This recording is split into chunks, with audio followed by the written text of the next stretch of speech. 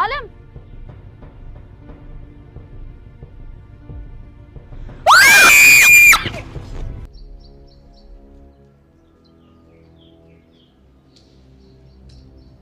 አንተ ግን ምን እያደረክ እንደሆነ ይታወቃል? ምን አደረክ? አርፋ አትማረም ምንድነው? እዚህም እዛም እያልክ ልጅቷን አጉል የምታደርግ?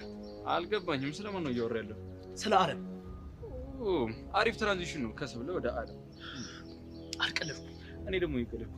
ትሰማኛለህ ወጣት፣ በእኔ ህይወት ቅንጣት ታክል እንኳን አያገባም። እሺ ስለ አንተ ህይወት ላይ ያገባኝ ይችላል፣ ግን በአንተ ምክንያት ስለሚጎዱት ስለ አንዱ ሰዎች ያገባኝ። እሺ የኛን ባጠባቂ አይደለም አታስብሽ። ሰብለን እንዳለም አላረጋትም። ሰብሊን እቅፍ ድግፍ አድርጌ እንከባከባታለሁ። አንተ ውሻ! ሰንዝራ ወንድ ልጅ ነኝ ትል የለ? የወንድ ልጅ መገለጫው ደግሞ ሰንዝራ ለመመለስ ነው። ለምን አሰነዝር? ትሰማኛለህ? አንተ ውሻ ስለ ሰብል እንዳታነሳ። አሁን ባለውበት ሁኔታ ስለ ሰብል አለማንሳታችን። ስለዚህ ይህ ምላስን ጉልጉ እያወጣልህና ስለሷ እንዳታነሳ ነው ማለት ነው። አቅሙ ካለ ይችላል። እሱን ለማረጋገጥ ማለት አሳያለሁ።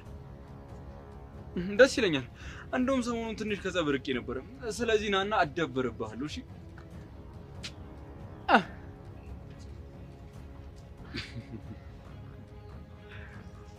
አይ ልጅ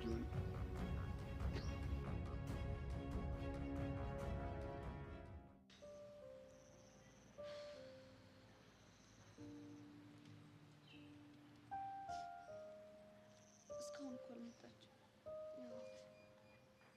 ምን ሆነ ይሆን አላውቅም። እኔ እዚህ ከአንቺ ጋር ቁጭ ብዬ አይደል እንዳለሁት። ቆይ ስትመጣ ምን ልታደርግ ትችላለች? እኔ እንጃ።